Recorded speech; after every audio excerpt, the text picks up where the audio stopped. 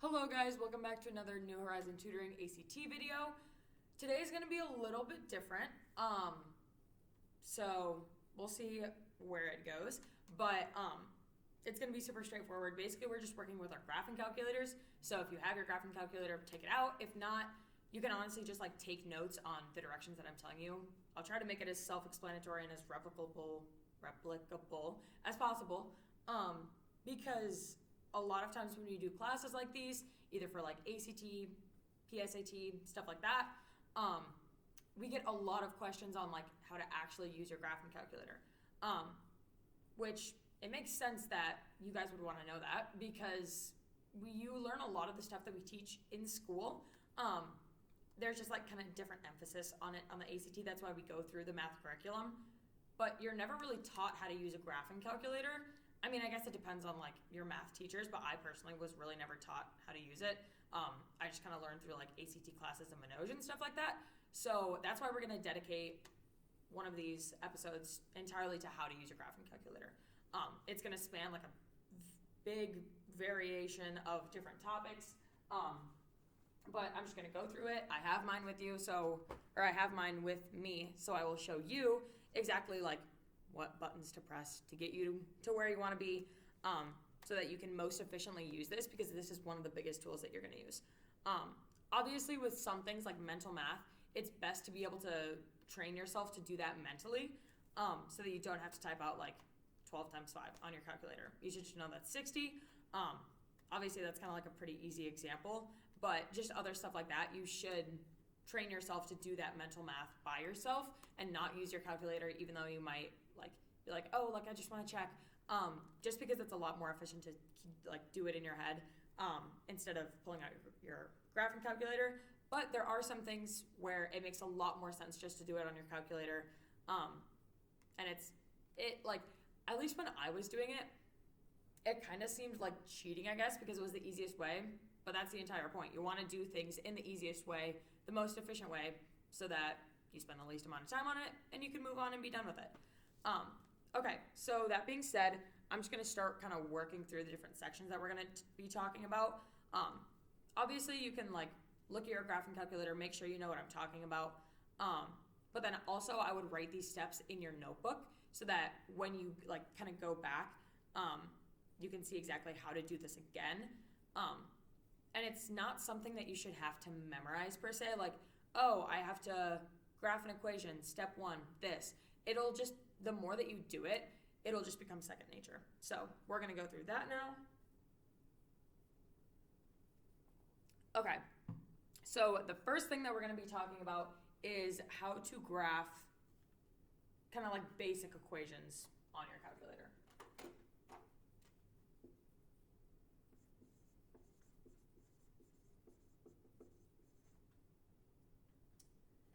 Okay, so I'm gonna check.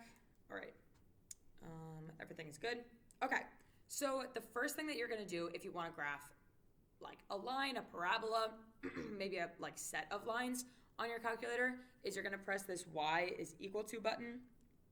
That's gonna take you to like these different plots. So for this one, I'm just gonna do y is equal to x, the most basic, really straight line equation there is.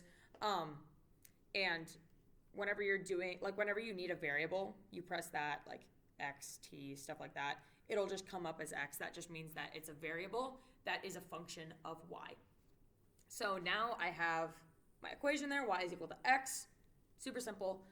And then when I want to actually graph it and look at the graph that I made, I'm going to press this button, self-explanatory, graph, in the upper right-hand corner. And as you can see, it actually plots it for me on there. Now, you probably aren't ever going to do just like y is equal to x. That's just kind of an example. But that's how you're going to do it. And then to exit out, you can either press clear, that takes you back to the main screen, or you can press second mode, that basically just like quits, and then it just takes you back to the main screen as well. Let's do, so now that we have just like our graph of x in there, you can cursor down and enter basically as many equations as you want. But if you're done with an equation for a problem, I would recommend just like clearing it out. The way you do that is you just go up and cursor over that equation, press clear, and it's out. But now what we're going to do is we're going to put that x back in, and we're going to add another function. So for this one, let's just add 2x plus 1. And again, you would just type that in your calculator exactly as you would write it on paper. So now that I have my two equations, I'm going to go ahead and hit graph, and it's pretty cool. Pops up, graphs it like that.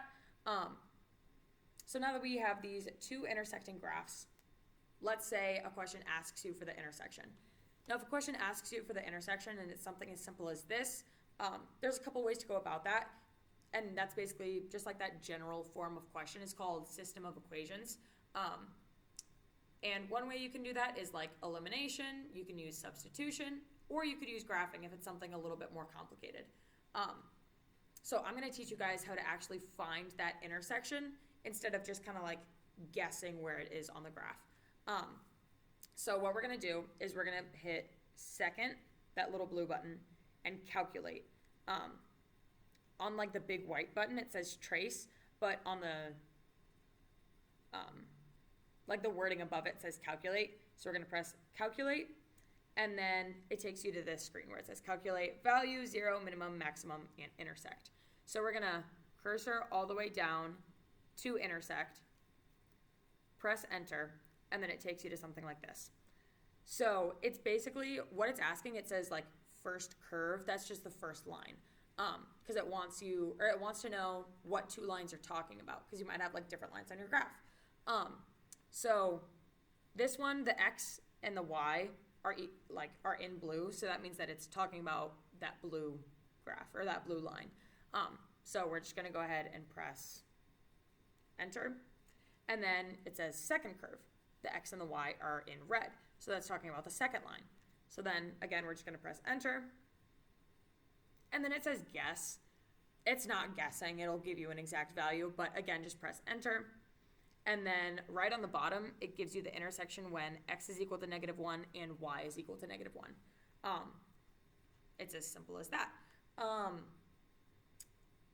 So yeah, again, like I said, with the two graphs or two equations as simple as that, just make sure that you know like ahead of time what method would be the easiest to find the intersection. If this becomes like second nature to you, you can plug it in. You think it's going to be more efficient than like either substitution or elimination, by all means do this first. But let's say it's something like a parabola and a straight line and you want to know where it crosses. I would probably use this for that. And even with this, if you want to, you can kind of just cursor over the point, and if you know it's whole numbers like y is equal to x and y is equal to 2x plus 1, your intersection is going to be a whole number. Then you can just press these little arrows, cursor around. If I go to about where I think the intersection is estimated to the best of my ability, it comes out with these numbers along here. It tells you where your cursor is in terms of x and y, and they're basically both equal to -1. So that's kind of just like a quicker, less exact way to do it, but it still works, especially when you have two equations where you know your intersection should be a whole number. Okay, so that is just kind of like basic graphing. And we also, I guess, talked about intersections. Now we are going to talk, we are going to talk, I can't even talk, about how you're going to set your window. So when we talk about a window, again, we're talking about graphing, but for this, it's kind of like not necessarily actually graphing a line, it's what space you want to view your line in.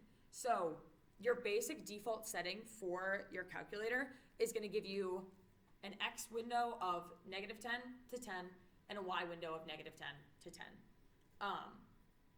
That's just kind of how it is, but we can change it depending on what we want our graph to look like, or like if we want to focus in on a specific section, stuff like that. So I'm going to teach you guys how to do that. So go to your top left-hand corner right next to Y is equal to and hit the one that says window, and then you get this screen where it has X min, X max, I'm trying to like read it backwards on my screen so I don't have to keep turning it. X SLC, which stands for X scale, and then same exact thing for Y. So like I said before, min -10, max 10, and our scale is equal to 1. That basically is just talking about like the different dashes that you see there. All of those dashes along the x-axis, when our scale is equal to 1, those dashes come at like intervals of 1, which makes sense. So you just kind of want like whatever that value is, whatever your scale value is, to be proportional to how big your window is. So like since my window for my x-axis goes from -10 to 10, scale of 1 makes sense just because it's about the same magnitude. But let's say, for example, we had like a bigger graph where it spans a larger area, and let's say our window goes from -100 to 100 along the x-axis. I probably don't want to count by ones. I probably want to count by tens. So that's kind of the way that I always do it. I just take like however long my, well, I guess that would be just like some factor of 10, kind of, if that makes sense. Same exact thing for our Y window, does the same thing. So let's go ahead actually and graph something different so that we can see how our window is going to change, or how our picture of our graph is going to change if we change the window. So let's go ahead and type in y is equal to, let's do x squared. Actually, I'll just type it in and then I'll show you guys what to do.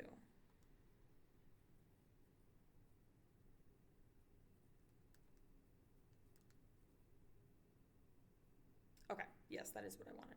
Okay, so this is what you're going to type in, just so that we can kind of show the actual effects of changing your window. So as you can see there, I have basically a parabola where in parentheses it says x minus 10, close parentheses, squared. So I know that's going to be a quadratic function. So once I have that typed in, once I have my equation in, I'm going to go ahead and press that graph button, and it comes up with something like that. Well, that's not a very good picture of my graph, is it? It really just has like half of it. I want the full thing. I want to know what it looks like. Even though I can kind of guess based off this what the rest of it looks like, I still want to know. So what I'm going to do is I'm going to change my window. I'm basically going to change exactly where I view that graph on both the x and the y-axis. For this, I'm not going to change the y-axis just because I think it's a pretty good representation of that graph. I know it's going to go along the positive y-axis for infinity. It's really not going to dip below 0 along the negative axis. So what we're going to do is change our y-axis so that we can basically just like shift our viewing over here so that we get a full picture of it. So again, we're going to press window, and where it says x min, I'm going to clear that, and instead of saying my x min is -10, I'm going to put my x min at 0. And then if I go over to my x max, instead of saying my x max is going to be 10, I'm just going to call my x max 20.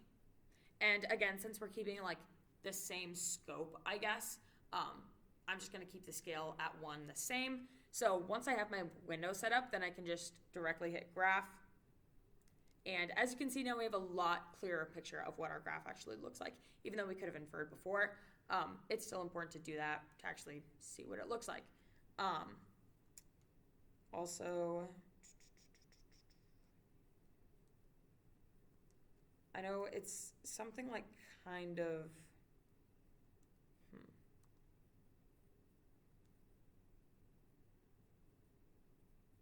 okay. Perfect. All right. So there's one thing that you can do. So like once you change your window, ideally before you put in a different graph, you want to change your window back to just like default, because most graphs probably will occur within that range of -10 to 10, -10 to 10. So one thing that you can do to just like automatically set it back is if you go right in the middle of that top row and press zoom, you get like Z box, zoom in, zoom out, stuff like that. If you cursor down to number 6, it says Z standard. that's basically just going to like reset all of your parameters. So no matter what you change the window to for your x-axis or your y-axis, it's going to go back to -10 to 10 and -10 to 10. So I go ahead and just press enter over that, and it resets it back to its original. Now obviously for this one it would be like cleared out, but as you can see it just resets it. That's just kind of like a quick and easy way to do it, especially if you did change all of those parameters like x min, x max, y min, y max, and your scale. Instead of having to go through and doing those each individually, it just sets them all clear right away.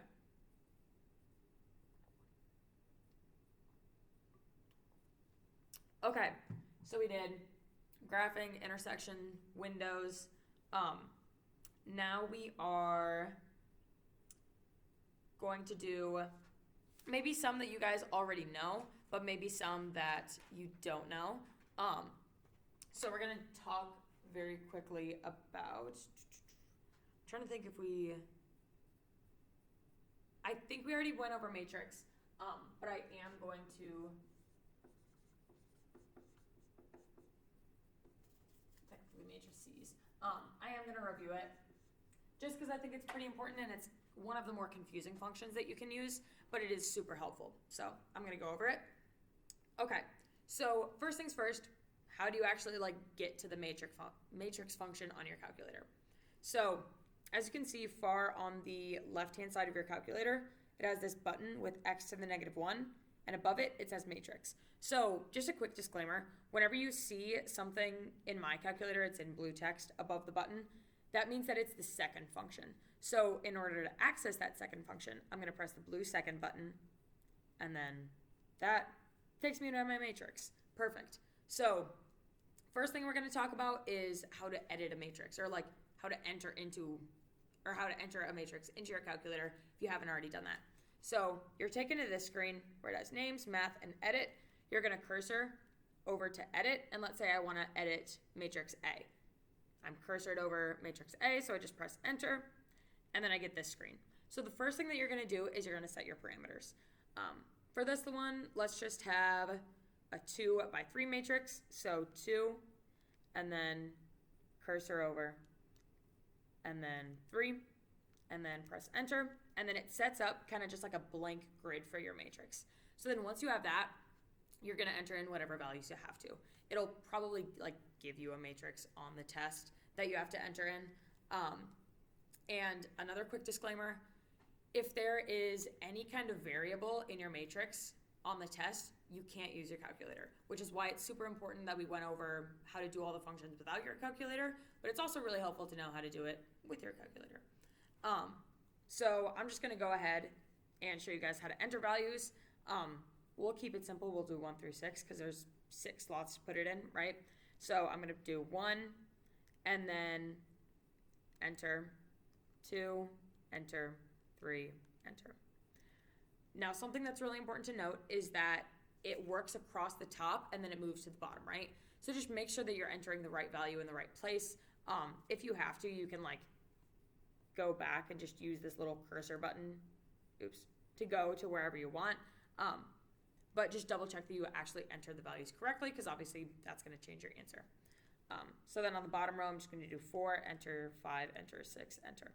And now you have your new matrix. So in order to get out of this screen, you can't press clear like you did before, because if you do, it's just going to clear whatever's in that box. So to get out of the matrix screen, to get back into just kind of like your default screen, you have to press that second, what does that say? Mode, which just quits you, takes you back to the main screen. So now let's say that I actually want to use that matrix that I just put in. This is a super simple example, but I'm just going to kind of show you guys. So let's say I want to multiply that entire matrix by a factor of 2. What I'm going to do is I'm going to press 2 on just like my main screen times, because that's what I'm doing. And now I have to find a way to actually input that matrix that I just put in, right? It's not like we can like put a matrix right on this screen, right? We just have to access it because we already put it in. So what I'm going to do is, again, I'm going to go to my second matrix. Takes me to this screen again. And now it just brings up like the general matrix. So again, this is like the first kind of one of 3 columns that it takes you to. So since I want to access matrix A, I'm just going to go ahead and make sure it's cursored over it. It is. So I'm going to go ahead and hit enter. And then it pops up on our regular screen, which is exactly what we wanted. So now, in order to actually execute that function, we just have to hit enter, and it gives you a whole new matrix, which is actually really cool. So with something as simple as that, don't spend time doing that on your calculator. You should just be able to do that longhand. It won't take you long to multiply a factor of 2 to a matrix. But that's just kind of a simple example to show you how to do it. Another thing that you could do is like multiply 2 matrices together if they're pretty big. So we're going to go ahead and do that actually. Okay, so we're done with this. So I'm just going to clear it. And now let's say I wanted to multiply matrix A times matrix B. We're just going to use the matrix A that we already input. And then we have to like make our matrix B, right? We have to enter that in. So hopefully you guys already know how to do this, but again, just go second matrix, cursor over to edit because we're entering one in, we're not executing a function. And instead of editing A, now I want to edit B because I want to put a whole new matrix in. Cursor over B, press enter, and this time let's do a 3 by 3 matrix. So I just have kind of like my basic graph there, and I'm just going to put values 1 through 9 in. Again, 1, enter, 2, enter. 3, enter, takes you to the bottom row, 4, 5, 6, 7, 8, 9. So here I have my full matrix. And again, to get out of this screen, we have to hit second, quit, takes us back to our original. Now I want to enter in A times B. Or technically you could just do A, B. It'll recognize that function as multiplication. So we need to access our A matrix. My goodness. So we go second matrix.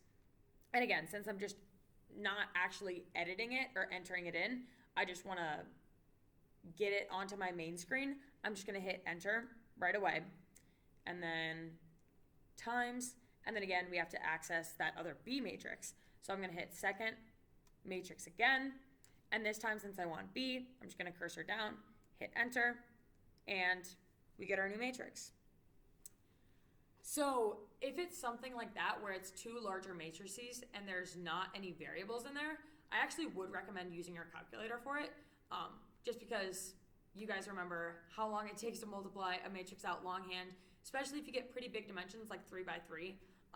And that just creates a lot of room for error on your part, like multiplication, making sure you're like multiplying the right things and then actually doing the multiplying correctly. It's so much more efficient just to do it this way. But again, that's only if there's no variables in there. If there's variables in there, can't exactly do that. So yeah, that is matrices. That's basically about all we do with them. So now we're going to talk very quickly about how to do roots. Okay, so by roots I mean like square root, cube root, stuff like that. So if you look, and it's kind of weird that it's not like a main function because it is such an important function in math. But if you look, basically to access your square root, there's that little square root sign right there. And since it's a second function, we have to hit second first, and then our square root, and then our square root is going to come up like that. And we can enter in whatever we want. So let's say we wanted to find the square root of 225. Put that, press enter, gives us 15. So that is with square roots. A lot of times you're going to be dealing with cube roots or like 4th roots or 5th roots even. So I'm going to go ahead and teach you guys how to do that. Super simple, but very important to know. So what you're going to do is you're just going to hit this math button right here, and then it takes you to this screen. There's a bunch of different functions on this screen that are very important to know. But the one that we're talking about is 5, where it says x and then it has the root. So if we cursor down to 5 and hit enter, it gets it on our main screen. And now we can see that we can like kind of customize our root. So let's say I wanted to find the 4th root of 16. I'm going to go ahead and hit 4 for my little root to classify that it's a 4th root, not just like a normal square root, and enter 16 under that 4th root, and I get 2. So that's how to do just like a normal square root, how to customize your root. Let me see. Another thing, actually no, we're fine with that. Okay, so that's roots. Now we're going to talk briefly about fractions. Okay, so there's a couple ways to do fractions. I'm going to show you how to like get an actual fraction on your calculator, and then I'm going to show you a quicker way that I like to do it. But again, it's totally up to you. Whatever is most efficient and effective for you, by all means, go ahead and do that.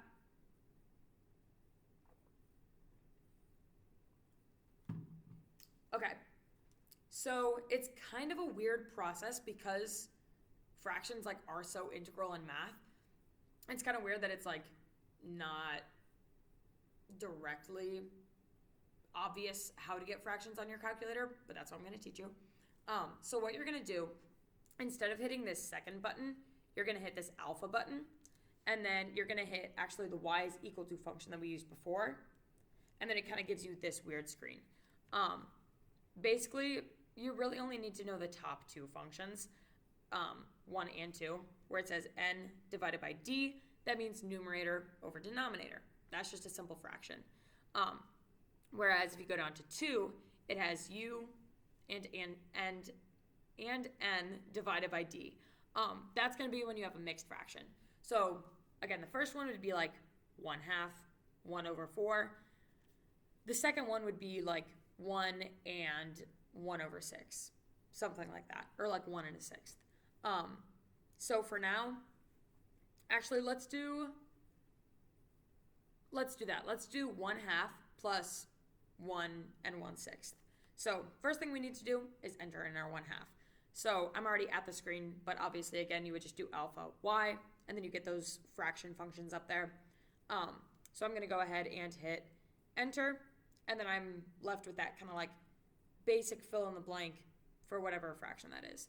So I'm going to press 1, cursor down, go to 2, and then to get out of that fraction, you have to cursor over so that you've already entered that fraction in, because if you go like this and you're still in that fraction and you start typing the things that you want to be outside of that fraction, it doesn't recognize that. It'll just keep typing on there, and that's not what you want.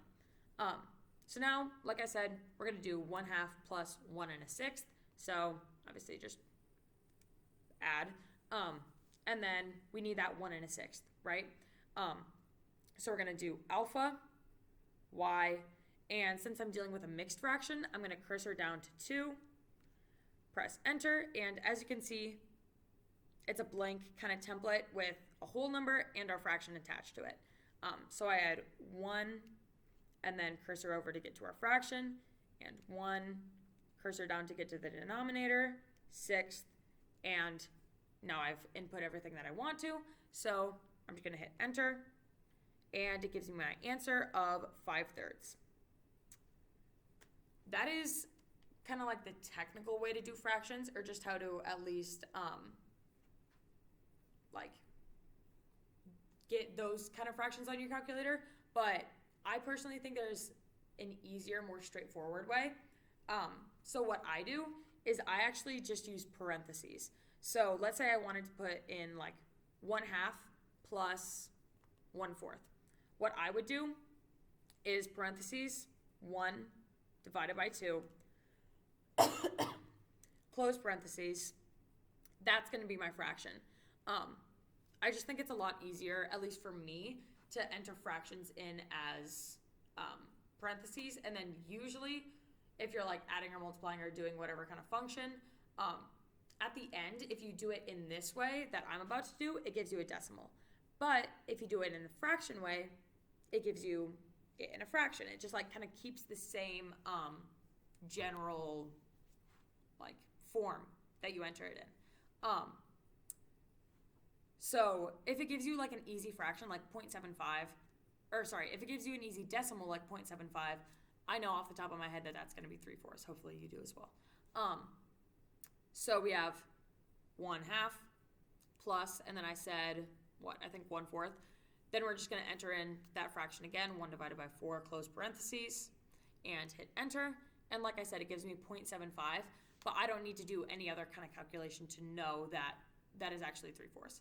If it's like that form in the test, if I need that fraction form. Okay, something else that I think is important with fractions is knowing how to get decimals into fractions, because it's relatively easy the other way around, right? Getting fractions into decimals. So we still have our 5/3 up there. So let's say I wanted to know what 5/3 was in decimal form. To do that, I would just type in 5 divided by 3 into my calculator, right? When I divide that out, I get 1.6 repeating. That's 5/3 in its decimal form. But getting a decimal form into its fraction form, you can't really like execute just a basic function like that, right? So let's take our 0.75 for example. Obviously we know that's 3/4, but let's say we didn't know what it was. Or let's say it was like a more complicated decimal. What you're gonna do is type in whatever decimal you want to know in fraction form, just in like that, basic form. And then you're gonna go ahead and hit that same math button that we did before, this one right here.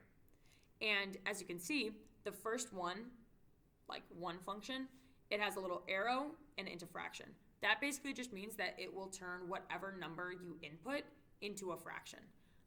So I'm gonna go ahead and hit enter, pulls it up on my screen like that, hit enter again, and it gives me 3/4.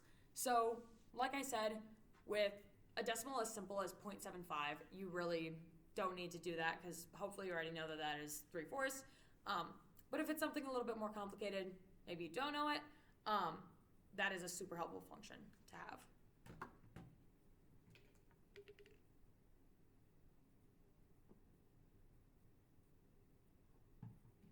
Okay, so I think I really only have one more thing that I want to talk about.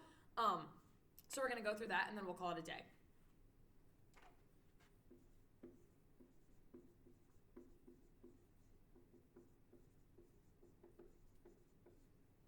Okay, so now we're talking about degrees and radians. And I know we've already talked about degrees and radians in specifically trig. And just making sure that you're able to think about angle measurements in both ways. Obviously, just kind of the way that we're taught, at least I naturally think about angle measures in terms of degrees because it's just easier for me to quantify. But still, it's really important to think in both directions, especially when you're dealing with trig, being able to transfer your knowledge about degrees into radians. So there's actually, because we can do sine functions on our calculator, right? I already talked about that when we talked about trig, but let's say I wanted to find, actually let me make sure I'm in the right mode. I was not going to be in the right mode. Okay, you'll understand what I'm talking about in a second. But let's say I wanted to find the sine of an angle that is 45 degrees. Put that into my calculator, hit enter, and I get that number. With like trig functions, if you do something like that, like sine, cosine, or tangent of a number, and you get kind of a weird number out, that is almost to be expected. So don't like freak out like, oh my gosh, I did it wrong. No worries. It'll oftentimes turn out like that. Sometimes it won't. Like I think sine 30 is, 0.5. Sometimes it's nice and easy. Sometimes not so much. Just depends on like what the actual angle measurement is. So as you can see, when I entered in sine of 45, I said that the angle measure that I was dealing with is 45 degrees. Well, what if the angle measure that it gave me wasn't in degrees, it was in radians? Well, there's really two things you could do.